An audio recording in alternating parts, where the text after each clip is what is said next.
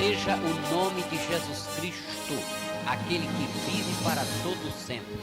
É uma alegria muito grande poder falar a você a palavra de Deus. Acredito que a partir deste momento você estará sendo abençoado de forma maravilhosa com todas as bênçãos dos céus na tua vida. Agora sim, abram as vossas Bíblias comigo na carta de Paulo aos Filipenses. Nós vamos ler no capítulo 2. Eu quero ler o versículo 9, o versículo 10 e o versículo 11. Aos Filipenses, capítulo 2, versículos 9, 10 e 11.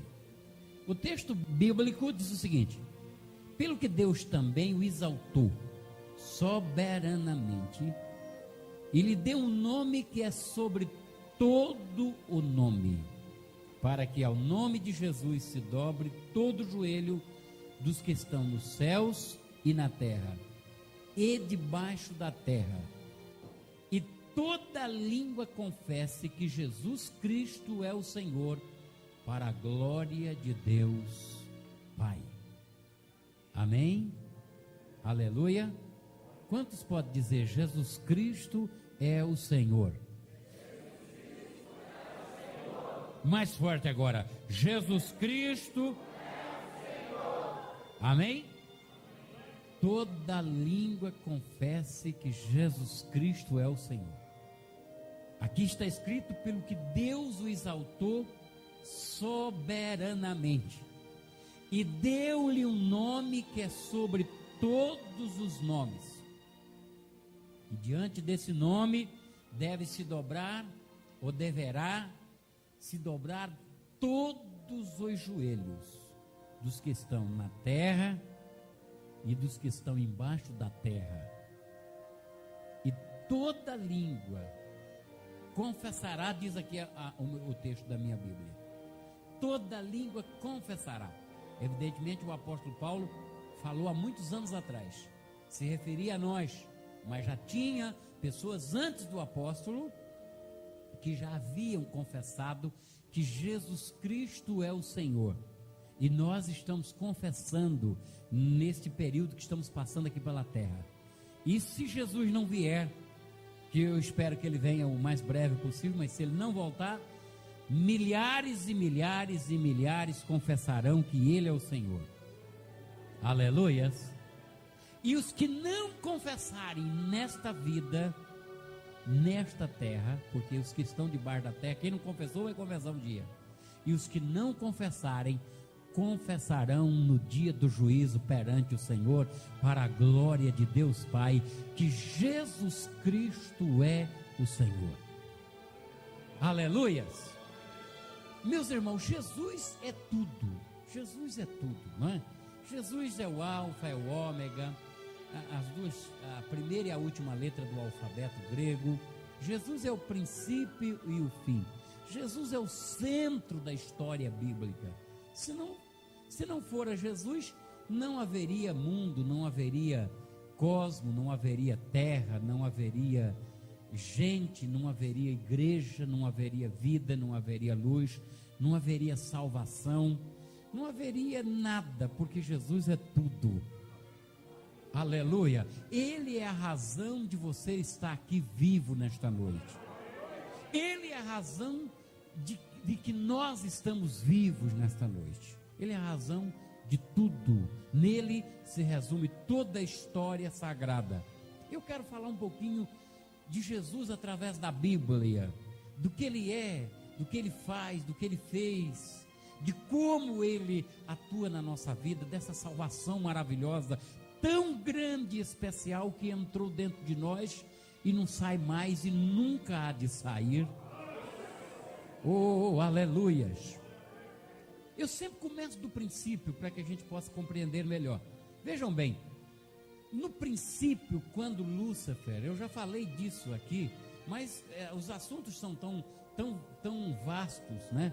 E tão profundos, que por mais que você fale, você não consegue deixar assim claro tudo aquilo que é importante falar.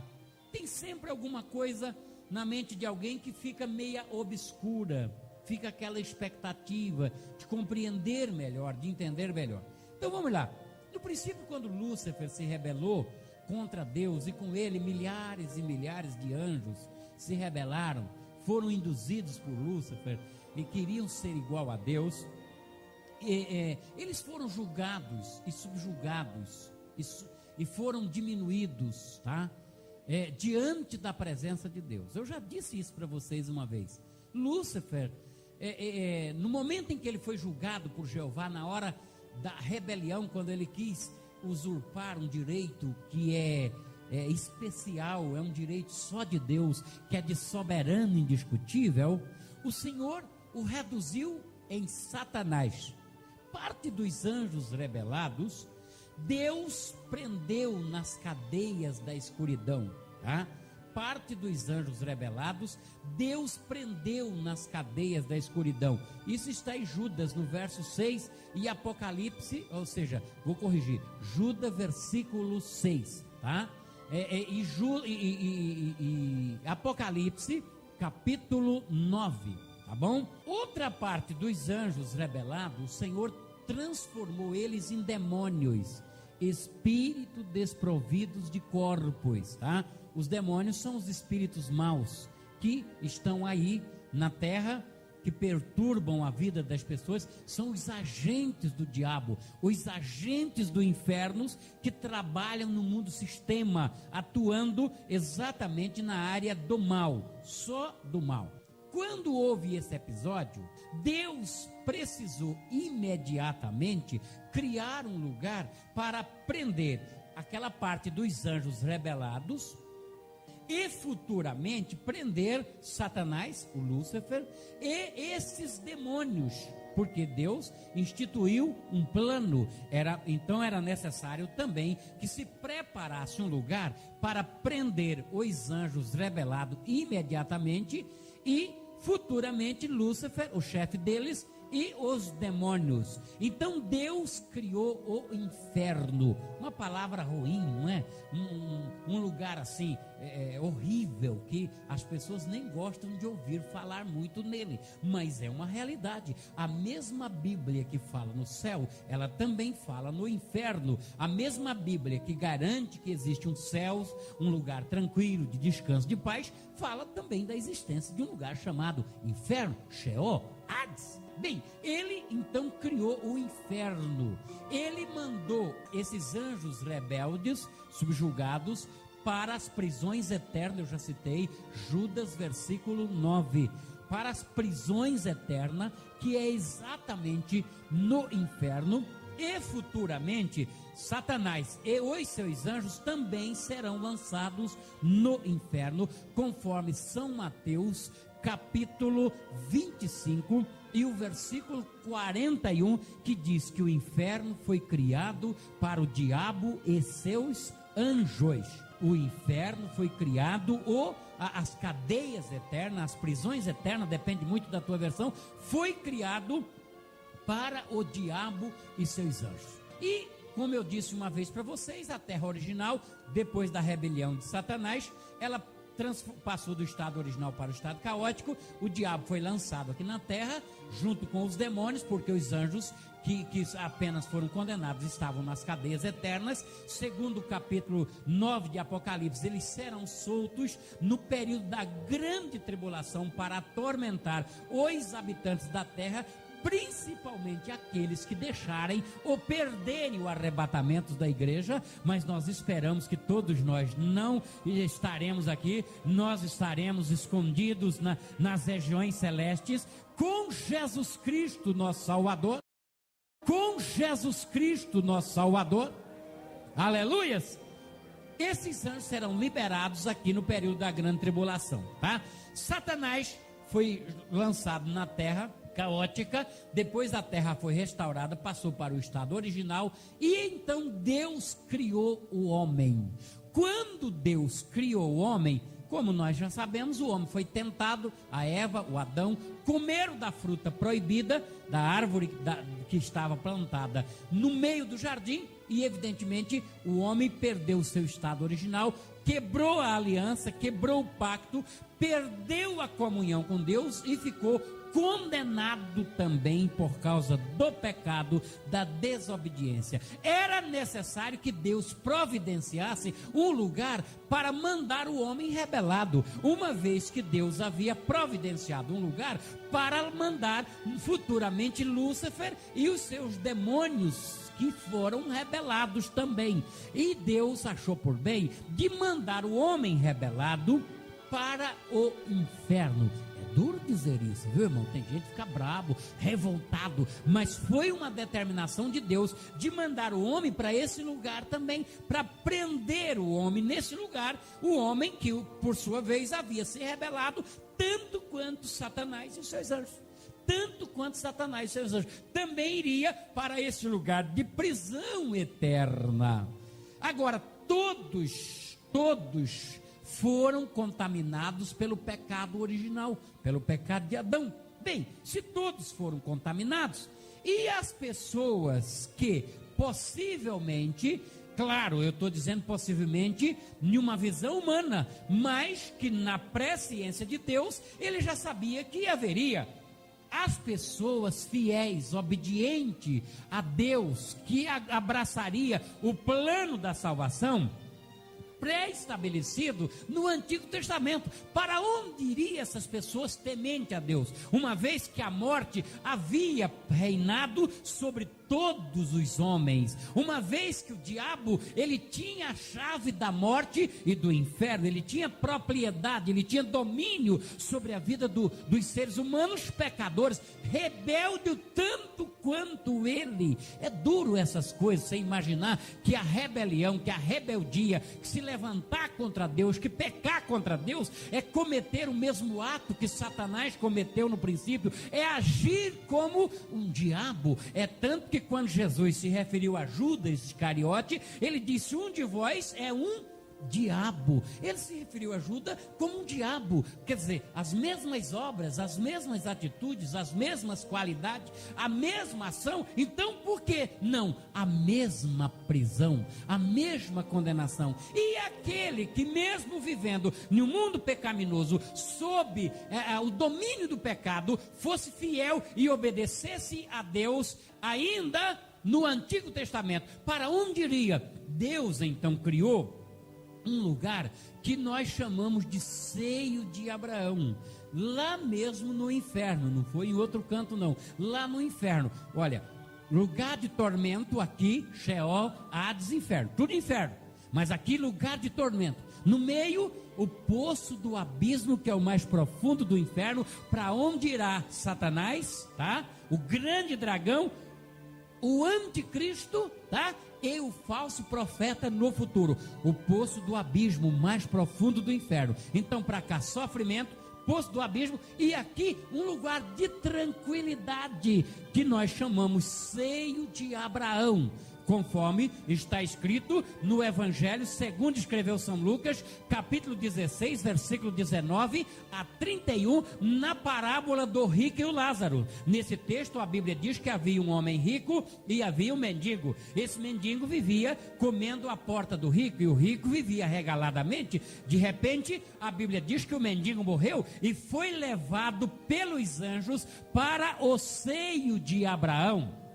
E depois morreu o rico também, e o rico foi levado para o inferno, para o Hades, para o Sheol. E a Bíblia diz que o rico, estando em tormento, levantou os olhos e viu ao longe o Lázaro no seio de Abraão. Olha, então observa que os dois lugares não ficavam distantes, eram próximos, era toda ali na mesma região, tá? É tanto que o rico olhou e viu ao longe Lázaro no seio de Abraão. E o rico então olha, e isso não é uma parábola não, viu, irmão? Tem muitas bíblias que diz parábola do rico e Lázaro. Não é a Bíblia que diz, é o escritor que botou no contexto parábola, mas os escritores que assim fizeram erraram, tá? Porque esse contexto, como por exemplo, exortação à perseverança, ao amor fraternal, à humildade e à santidade. Isso não é Bíblia, não. Isso é opinião do autor desta Bíblia. Ele que escreveu. Isso não é a palavra de Deus. A palavra de Deus é a partir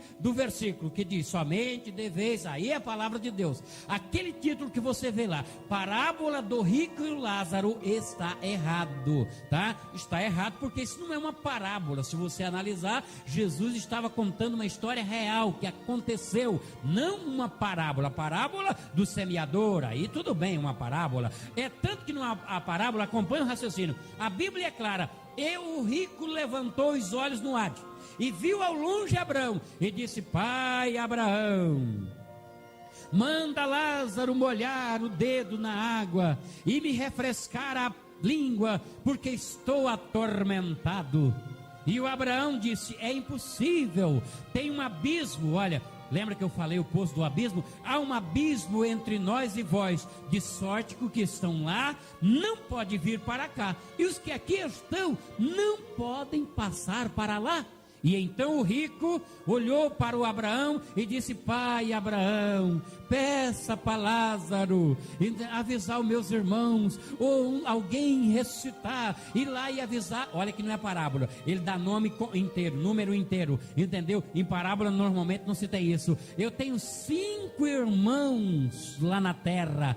Peça para Lázaro que vá lá dizer para eles não vim para cá, para esse lugar de tormento, porque realmente aqui é ruim, eu estou em grande sofrimento, estou atormentado. E Abraão disse: lá na terra tem profeta, tem Moisés, tem a lei, que ouçam-os, que creiam neles. Porque se eles não creem nos profetas, não creem na lei, jamais acreditarão que os mortos hão de ressuscitar, ou que ressuscitarão. Então não tem jeito, não, quem está lá não vem para cá, e quem está aqui não vai para lá. Baseado nesse texto, nós acreditamos na existência de um lugar criado por Deus, preparado por Deus para o estado de bem-aventurança dos santos do Antigo Testamento, para que esses não fossem para o tormento. Por quê? Porque para o céu Deus não podia levá-los. Por que Deus não podia levá-los? Porque ninguém subiu ao céu senão o que desceu, Jesus Cristo. Ele é o caminho. Se alguém fosse para o céu antes de Jesus, ele não poderia ser o caminho, porque alguém já teria ido antes dele. E a Bíblia diz que Deus quis colocar toda a primazia, toda a preeminência, tudo em Jesus Cristo, para que ele pudesse salvar a todos e abençoar a todos. Aleluias. Então ele não podia levar ninguém, porque senão Jesus não seria o caminho, o único e suficiente Salvador. Não, ele disse: eu sou o caminho, ninguém vem ao Pai a não ser por mim. Então Deus prepara um lugar lá no inferno, lá no Sheol, lá no Hades, chamado Seio de Abraão, um lugar tranquilo, que é para que os santos do Antigo Testamento possam aguardar a vinda de Jesus Cristo, quando tudo seria pleno e completo, conforme o plano de Deus.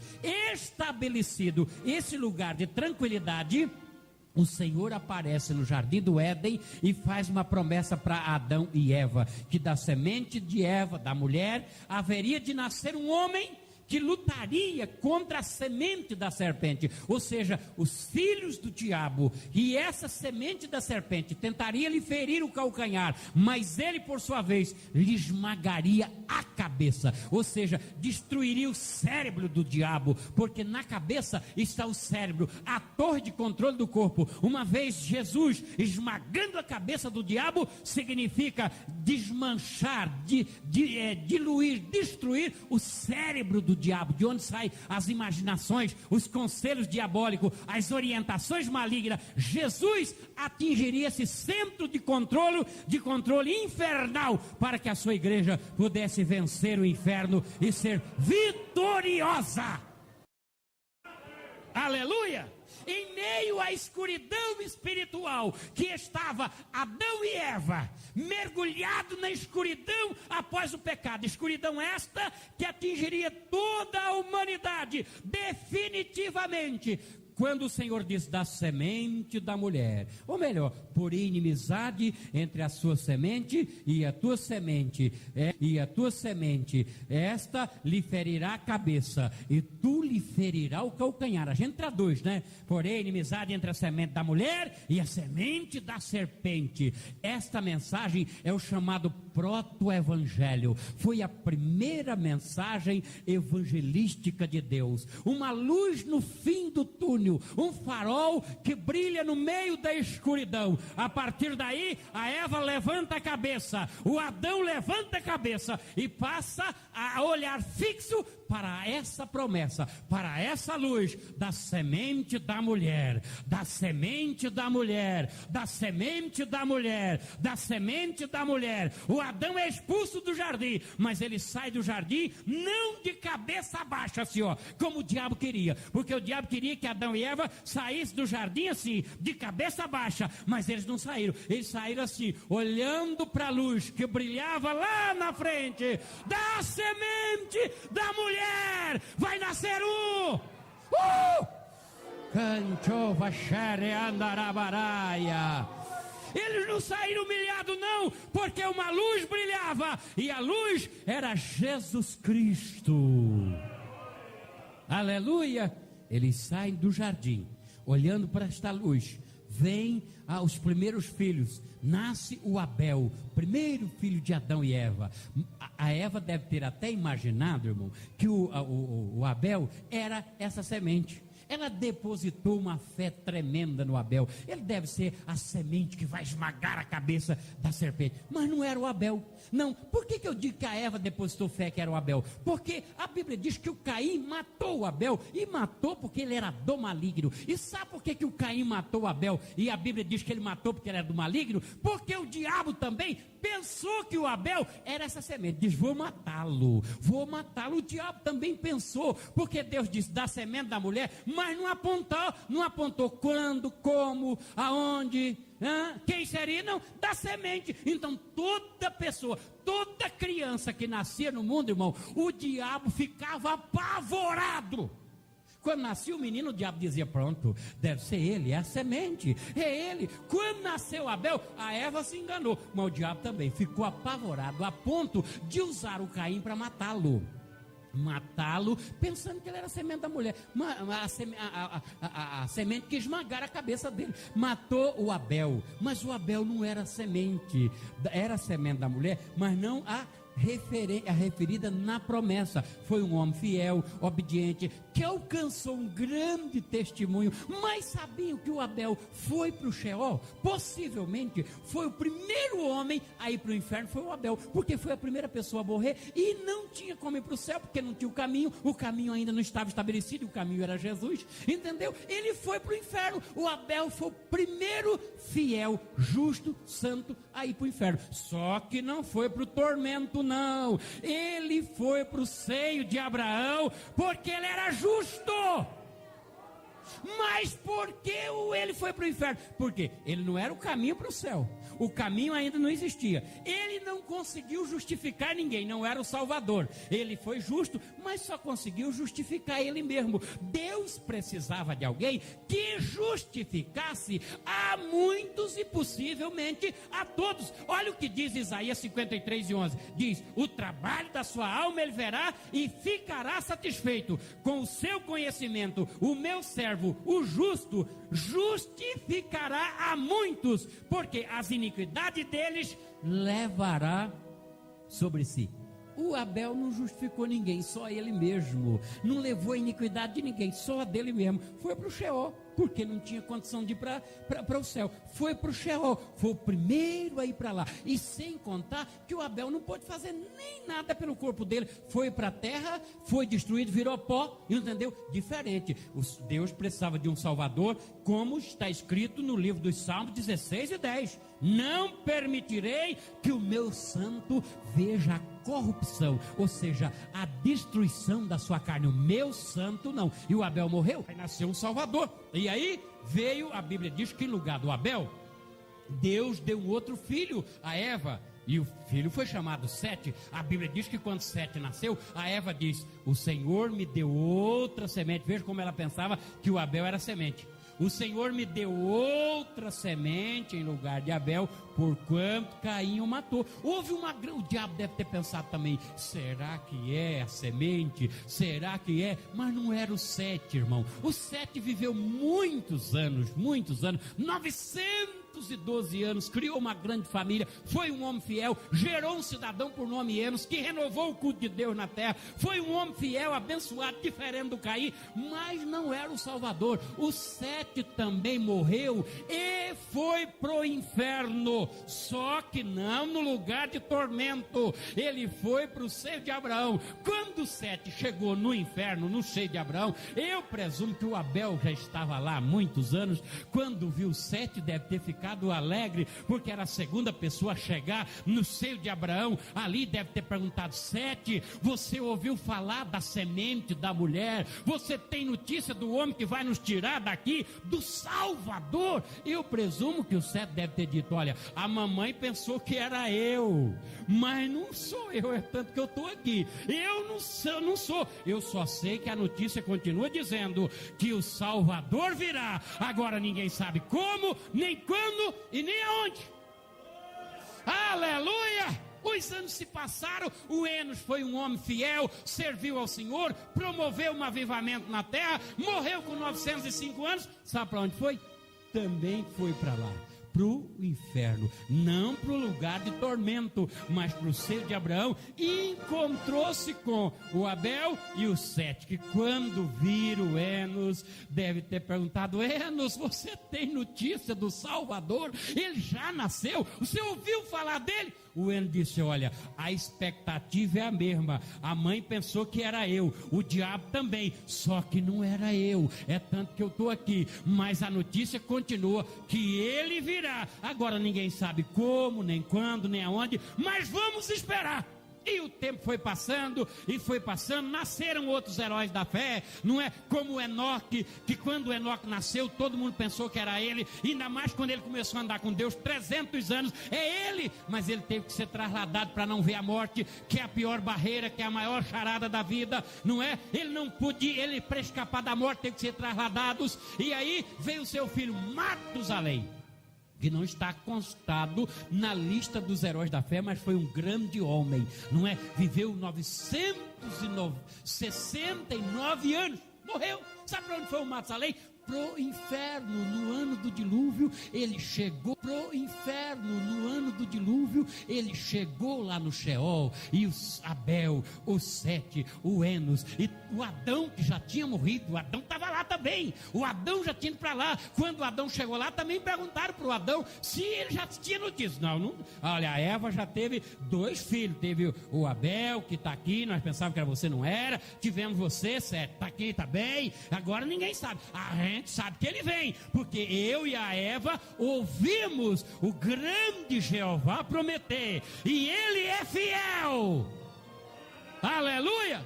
Chega o Matusalém, 969 anos. Matusalém, você viveu muito lá na terra, você ouviu falar dele? Ele está por lá? Não tenho notícia ainda. Agora ele vai vir, porque a expectativa é grande, e Deus é fiel. Se ele prometeu, ele vai cumprir.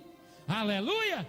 Os anos passaram, veio o dilúvio. Noé, um homem justo em toda a sua geração. Quando Deus chamou Noé para fazer a arca, disseram: é ele, é o Salvador, é o Salvador. O Noé fez a arca, mas não era o Salvador, irmão. O Noé morreu 350 anos depois do dilúvio, com 950 anos de idade. Quando chegou no Sheol, no seio de Abraão, veio Abel, veio Sete, veio Enos, veio Adão, veio a Eva, veio todo mundo que estava lá, o Matusalém, o Noé. Você soubemos a história do dilúvio, que conta para nós, o Noé contou. E como é que foi essa história da arca? E quem é essa arca? E a tal semente da mulher que Deus prometeu para o Adão e para Eva. Você tem tido notícia?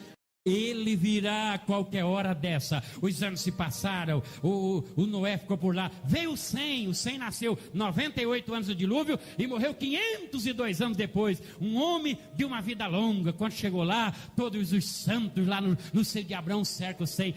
Você tem tido notícia? Se não tenho. A última notícia que eu tenho é que Deus, o grande Jeová, se revelou a um homem chamado Abraão, da nossa descendência, lá em Ur dos Caldeus. E vamos aguardar, porque ninguém sabe se é esse tal de Abraão, que é o tal da semente da mulher, o tal do Salvador que nós estamos esperando. Os anos se passaram, Deus chama Abraão começa a sua história, casa com Sarai, a Sarai recebe a mudança de nome, vai para Sara. O Abraão que era pai exaltada, Abraão, pai das alturas, aí vira Abraão, pai de uma multidão de nação. A Sara gera um filho aos 90 anos, quando Isaac nasceu, a Sara pensou, é o Salvador, é ele. O Abraão ficou numa expectativa tremenda, será que não é ele a semente da mulher, o meu Isaac, o filho da promessa? O anjo falou, deve ser ele. Mas a Bíblia diz que um dia o Abraão teve uma visão, ele desejou tanto ver o Messias, olhava para o Isaac e dizia, é o Messias, e um dia ele teve uma visão, não era o filho dele, irmão,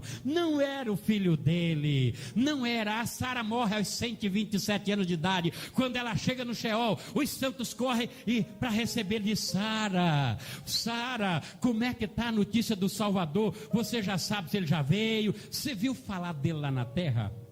A Sara olha para os santos e diz, olha, a única notícia que eu tenho para vocês é que eu sou casada, eu era casada na terra com um homem chamado Abraão, um homem justo, santo e temente a Deus. Eu tive um filho, a gente chegou até a pensar que era ele, esse homem da promessa, o Salvador. Mas sabe o que acontece? O meu marido, o Abraão, um homem de fé, ele desejou tanto ver esse Messias, esse Cristo, que ele teve uma visão com esse Messias. Ele ficou tão alegre no dia que ele teve a visão, vocês precisavam de ver, o Abraão era um outro homem, porque Jesus falou disso no capítulo 7 do Evangelho segundo escreveu São João, o capítulo 8, né? Versículo 57, Jesus disse que Abraão desejou muito ver o seu dia, e viu, e quando viu, se alegrou muito. É claro que Abraão viu numa visão, o Abraão desejou tanto que viu. A Sara então conta, olha, o meu marido, o Abraão, ele teve uma visão com esse Salvador, mas parece que não é agora não, pela visão que ele teve, não é o nosso filho não, 30 e poucos anos depois, chegou Abraão lá no lugar de descanso no inferno. Os santos cercaram Abraão, você é o marido, foi marido da Sara? Sim, olha, ela falou que você teve uma visão com o Messias, o que você diz? Conta pra gente. Ele disse, realmente, eu tive uma visão, ele é maravilhoso, é poderoso, é Salvador, olha, ele é o meu escudo e o meu grandíssimo galardão. Eu cheguei a pensar que era o Isaac, meu filho, mas não é não, ele vem aí, eu não sei como, nem quando, nem aonde, mas ele virá.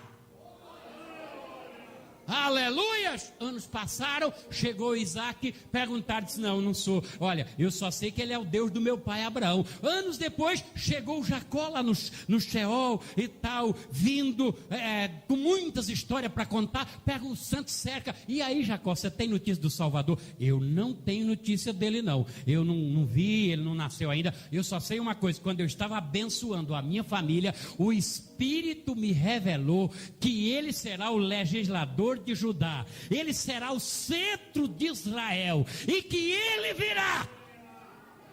Aleluias! Anos depois chega o José, filho de Jacó. E você, José, ouviu falar do Cristo está na terra? Não vi falar, não tem notícia. Agora, ele virá.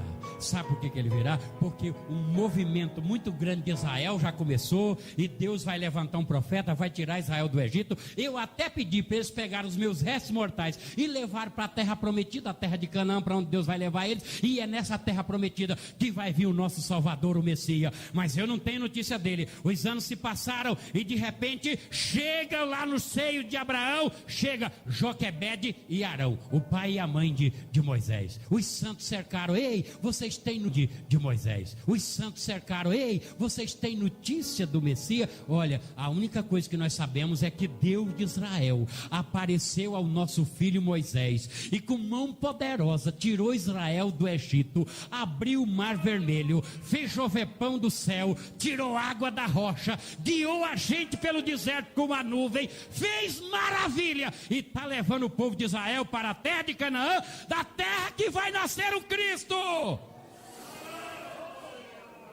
Aleluia, mas eu não vi o Cristo. Anos depois chega a Miriam, irmã de Moisés. Os santos perguntam para Miriam: você viu o Cristo? Ele já está por lá? Não, ainda não, eu morri no deserto, mas o que Deus está fazendo através do meu irmão Moisés e do meu irmão Arão é uma coisa fantástica, é o início dos acontecimentos futuros. Dias depois chega o Arão, perguntaram para ele: não viu o Cristo, não sei quem é. Agora, eu fui sacerdote, lá no meu povo eu era sacerdote. Olha, o meu ministério era o tipo do ministério dele. Eu ministrei no santuário, a presença dele estava estampada no santuário por todo quanto lugar. Que ele vem, eu não tenho dúvida, é só esperar. Anos depois chega o Moisés, os santos cercam: e aí, Moisés, você viu o Messias? Não, ele está para vir. Ele virá, porque eu fui chamado pelo Pai Jeová, o Deus Pai me chamou, tirou Israel, dirigiu, abençoou, mostrou a sua glória, e quando eu estava para morrer, o Espírito me revelou que Deus vai levantar do meio de Israel um profeta semelhante a mim, que guiará o seu povo em verdade. Aleluia! Xarabacandiunebi andarabaraia. Os anos se passaram e outras pessoas foram chegando no paraíso. Aí chega o Josué: você viu falar no Cristo, Josué? Os santos cercam. Não vi. Olha, agora tem uma coisa: eu vi muro cair com um grito, eu vi sol e lua parar, eu vi o exército de Deus derrotar o adversário. E tem uma coisa: ele virá, a promessa é fiel, porque o povo de Israel já está na terra prometida. Eu deixei eles na terra prometida, de onde virá o Senhor. Aleluia! Anos depois chega lá no paraíso, no seio do Abraão, no Sheol, chega, sabe quem? O Sansão. O do cerco Sansão. E daí, Sansão, você viu falar no Messias? Ele diz: não, os meus pais chegaram até a pensar que era eu, sabe, pelas exigências do anjo, pela promessa. Na minha cabeça eu subiria na vara, eu seria nazireu. Botaram o meu nome até de pequeno sol, Sansão. Agora, só que eu não consegui libertar nada, eu comecei e não terminei. Mas dizem que ele não será um pequeno sol, ele é o sol da justiça. Aleluia. Sabe o que se fala lá na terra? Que ele não vai começar a libertar como eu comecei e não consegui. Ele vai libertar mesmo. Sabe, olha, eu caí, eu falhei, mas dizem que ele não falhará. Ele é infalível. Ele será infalível. Aleluia! Anos se passaram e um determinado dia chega no Sheol, chega no seio de Abraão, sabe quem, irmão? O velho Simeão e a viúva Ana.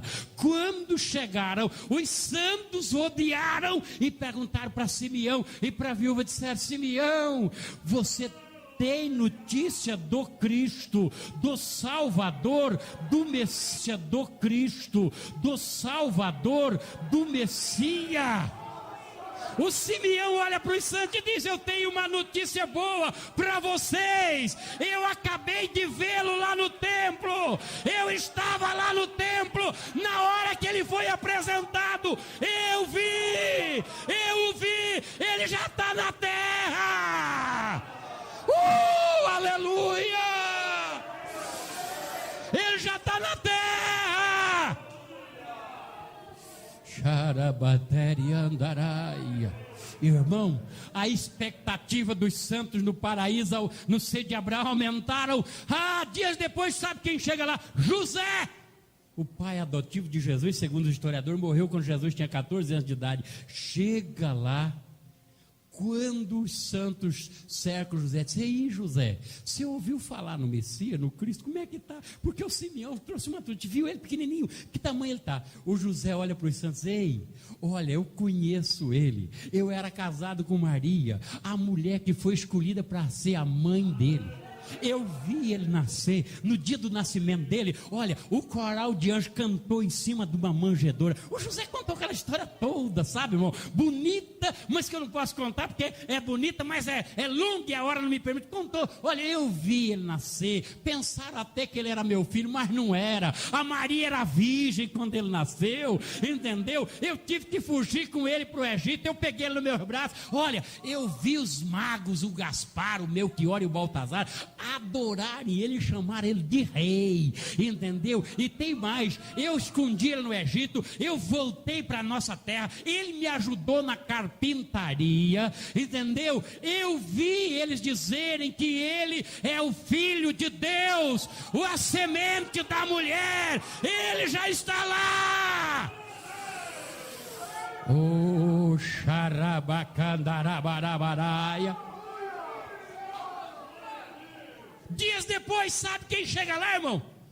No seio de Abraão, o João Batista. Quando João Batista entrou, os santos o cercaram de João Batista. Olha, o Simeão, a Ana, o José, tudo contaram que viram ele. E o José pegou ele nos braços. O José pensaram até que era o pai dele. E você, João Batista? O João Batista disse: eu fui o precursor dele. Eu sou primo dele em 2º grau. Aleluia. Eu vi ele lá no Jordão quando eu estava batizando, e o Espírito Santo me revelou que ele é o Cordeiro de Deus que tira o pecado do mundo. E sabe o que ele está fazendo na terra? Os cegos estão vendo, os mudos estão falando, os surdos estão ouvindo, os leprosos estão sendo purificados, os demônios estão sendo expulsos, os mortos estão ressuscitando, e aos pobres ele está anunciando o Evangelho. O Evangelho! Xarabacandaraba xerebedegerebe. Dali uns dias, sabe quem chegou no seio de Abraão, irmão? O Lázaro, irmão da Marta e da Maria. Quando Lázaro chegou no seio de Abraão, os santos correram, aquela expectativa tremenda. Lázaro, e você conheceu o Messias? Você dá notícia dele? Você ouviu falar? Você cruzou com ele por lá na terra? O que você tem a dizer? O Lázaro orgulhoso. Eu não conto nada para vocês. Ele é assim com as minhas irmãs, com a Marta e a Maria, e comigo ele não sai lá de casa. Toda vez que ele passa em Betânia, sabe onde ele fica? Lá em casa. Ele é amigo meu e da Marta e da Maria. E tem mais, hein? As minhas irmãs sabiam que se ele chegasse antes de eu morrer, eu nem estava aqui uma hora dessa. Porque onde ele chega, ninguém morre. Mas eu não sei por que ele não chegou. E os santos tudo de boca aberta. Você é verdade? Você era assim com ele, amigo dele? Eu estou falando para vocês. Outro dia mesmo ele passou lá em casa, sentou, a Maria lavou os pés dele, a Marta fez a janta, fez o almoço. O Lázaro está contando, irmão. Enquanto ele está contando para os santos, ele ouve a voz de Jesus: Lázaro, saia! Lázaro!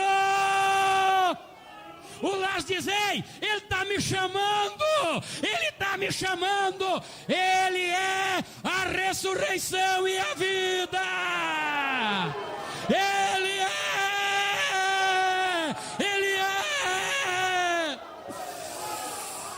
oh, xarabadegarebe andaraba xarabaraia, oh, glória, ele é. Aleluia, aleluia, aleluia. Irmão, os santos ficaram na expectativa. É a promessa de Deus, é a luz no fim do túnel. Aleluia. Um belo dia, quando os santos talvez ficaram surpresos e ficaram numa expectativa. Jesus é preso, é crucificado, é morto, é botado na sepultura, ressuscita ao 3º dia. Ele esmagou a cabeça do diabo lá na cruz. Eu já falei disso, falo em várias mensagens disso. Esmagou a cabeça do diabo lá na cruz, salvou o ladrão que estava predestinado a ir para o lado de cá do inferno. Ele tirou e falou: você vai para outro lado, você vai para o meu reino. Irmão, Um belo dia, depois de Jesus ressuscitado, o diabo festejando com os demônios do inferno, achando que tinha vencido, que tinha matado, que a vitória era dele, que a morte tinha vencido a vida, que o inferno tinha vencido os céus. Quem aparece lá no inferno? Jesus Cristo. Aleluia. Eu presumo, irmão, quando o diabo olhou e viu aquela luz entrando no inferno, nunca tinha entrado luz nenhuma, ele olhou e perguntou: quem é você? E Jesus diz: você não, diabo, Rei dos reis e Senhor dos senhores. Passa a chave da morte do inferno para cá. O diabo pega e joga a chave da morte do inferno para Jesus. Se agora, aí Jesus atravessa o abismo. Quando Jesus chega no seio de Abraão, o santo olha para ele: quem é você? Eu sou a semente da mulher. Eu sou a ressurreição e a vida. Eu sou a arca. Eu sou o teu escudo, Abraão, o teu galardão. Eu sou o cetro que não se arredará de Judá. Sou eu. Aleluia. Eu sou Jesus, herói dos heróis. Aleluia. Rei dos reis e Senhor dos senhores. Eu sou a ressurreição e a vida. Eu sou o Cordeiro Pascual. Eu sou a promessa do Pai. Aleluia. Jesus abre a porta do inferno e olha para os santos do Antigo Testamento, desde Abel até os que morreram naquele dia, e diz: olha, segue-me, eu sou o caminho. Eu sou o caminho.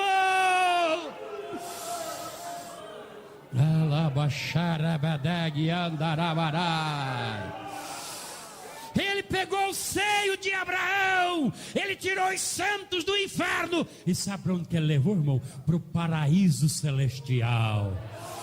Oh, xarabacandarabarabachaya. O seu nome é sobre todos os nomes. O seu nome é sobre todos os nomes.